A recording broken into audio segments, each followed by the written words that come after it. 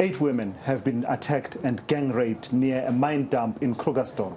It is understood the group was busy shooting a music video when a group of men attacked them. Yeah, now police have confirmed that at least 3 arrests have been made. We also understand that a shootout took place between the police and the suspects. But what we're hearing is that this attack took place over many hours. Yeah. It's believed that these men are illegal miners, and they saw this group of women and men, it must be said, working. They were working at night. They were putting together a music video.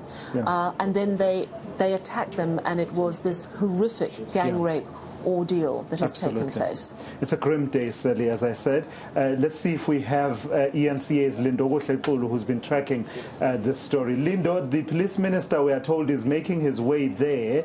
It seems it will be one of those instances where, because of the way that this incident has happened, it will grab the attention of the national police leadership. But there are many, many incidences that happen that don't grab national leadership. What do we know about the investigation thus far when we juxtapose it against this whole idea of maximum pressure from the national office, from the minister and the police commissioner? What has happened in the last few hours around this investigation?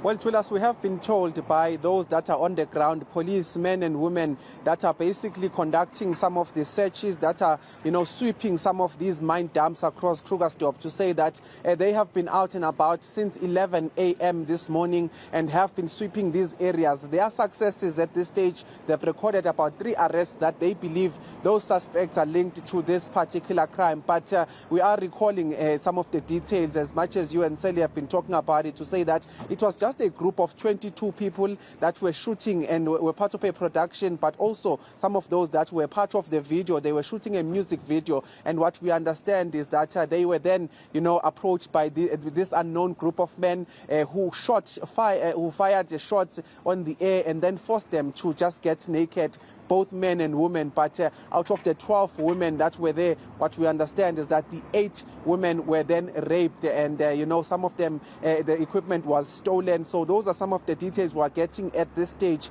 So the search has been continuing. There have been about 3 teams that are multidisciplined. Those that are from on the eye view, they have been using choppers. They have also been using in fact a specialized team, special forces that are where they have settled and where they try and settle to clean this particular sand that they are getting from the mines and get the minerals. So we've been seeing all of those things. They have been demolished every now and then when they find some of those settlements on top of the hills of these mine dumps. So those are some of the details we're getting at this stage. But what we're expecting to happen in the next couple of minutes is that Minister Bheki will in fact be leaving the Nasrec precinct and will be coming here to Krugersdorp. He will be coming to get details in terms of how far the search is. We understand that he, in fact, has directly,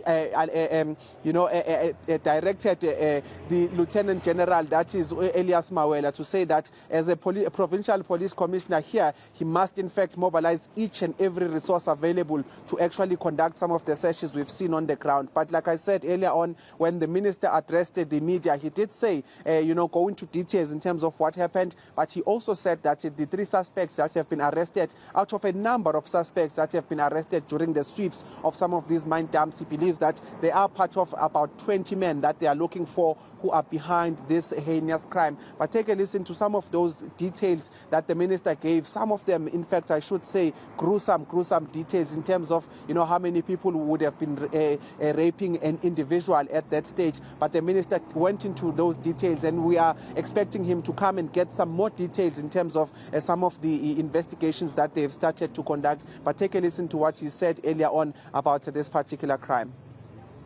Today, at about 12 midnight, we were woken up about what happened in Krugersdorp, around the dumping mines there, where the group of 22 people were doing the video music. There were 12 women and 10 men. as they were 2 hours after they've arrived, around about 5, they were attacked by 10 men on blankets and balaclavas. As they tried to run away, they shot at them. They were forced to slip down, and the other 10 similar men came, and they started to rape them. 8 women were raped. I have the names, but I'm not going to give the names here of those women. But one woman was raped by 10 men simultaneously, exchange on her. The other one was raped by 8. The other one was raped by 6. They were ranging between 19 years and 35 years.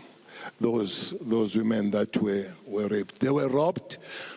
All of them were robbed. They took their stuff. They took their shoes. They stripped them naked.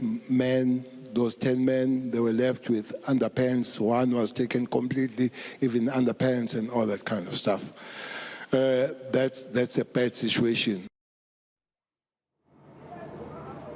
And Linda, as we come to the end of that clip, we can certainly hear police cars arriving, which suggests that perhaps the police minister is in the area. Can you give us a sense of what's happening there now, and perhaps some insight into the illegal mining and how it's set up? I mean, it's been described as an alternative society, a completely lawless society that just does whatever it wants.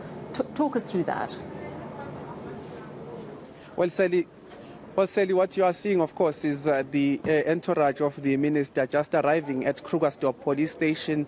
Like I said earlier on, he is here to just try and get a sense of what they've been able to achieve since they started. He is accompanied by General Elias Mawela as well, just behind him, who is the police provincial commissioner here. And we're hoping that this exercise will then enable them as well to be able to give us details. But for now, they are going to go inside to go into a meeting, a briefing, where they'll be getting an understanding as to what exactly happened, what are the details in terms of all of that. But they are just going into a closed session, it seems, right now, where they'll be briefed about the, some of the ground they've been able to cover so far. He is, in fact, coming from Nasrec, from that ANC conference. But like Itula said earlier on, it is one of the, crimes that has seen much attention, and that is why we're seeing this kind of response as well from the minister. But in terms of the setting of some of those, mine dumps in the area, we've visited one of them. We've witnessed some of the arrests that were conducted. The task teams really just moving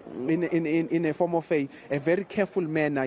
They're tactically moving. They've been, in fact, even directing us as we follow them to say that we must just be at an arm's length. We must keep our distance as far as them trying to search those areas. It just goes to show that, in fact, they themselves are aware of the fact that those areas are quite dangerous areas. We've been seeing videos on social media where, in some of these mine dumps, high caliber rifles have been on display. So that is the kind of area they were, in fact, operating in. There has been shootouts that have been reported. In terms of how many places experienced these shootouts, we do not know. But what we also saw while following some of these tactical teams that are moving on the ground, we saw one dead body, as well as a gun that had then been put into that evidence bag to show that, in fact, there was some form of retaliation as far as the missions have been concerned in terms of trying to sweep these mine dumps. But atop in fact, a mountain there, I should call it, but it's just the hill atop there. After they dig around, they then formed some form of community. They formed structures around the informal structures, and I can tell you that all over the place you see some equipment of these illegal dumping, of these illegal mining operations that are taking place there. And it just goes to show just how big the issue is here. But what we've been told is that police have covered about 3 of these areas, 3 of these mine dumps, including one that is, in fact, about a kilometer or so from here, where the incident is, in fact, suspected to have happened, or where police are saying the incident had happened. We tried to gain entry and go to some of those areas, but when there is no police, we also just keep an arm's length. That is exactly what police have told us to do. So it's a massive operation that they undertook today. The chopper was, in fact, just moving around the entire day, just trying to have an area aerial view. We understand drones were also deployed in some of these areas, but there has been several arrests. Many of these arrests are in fact of illegal dumping, because I'm saying that they swept those areas to make sure that no one is operating in terms of illegal mining. But I can tell you that according to the minister, which is a bite that we've just listened to, he's basically told us that the 3 people that they've arrested out of a huge number of people, those that are suspected to be linked to this particular crime. So that is exactly what police have been dealing with as far as the day is concerned. All right. Well, thank you so much, Lindo, for that update. As you say, and as you've shown us, the police minister has now arrived, obviously to get an extensive update, and I'm sure that you'll bring that to us when he's ready to speak about the very latest on this horrific crime that we've been focusing on. That is our reporter in Krugersdorp, Lindokuhle Xulu.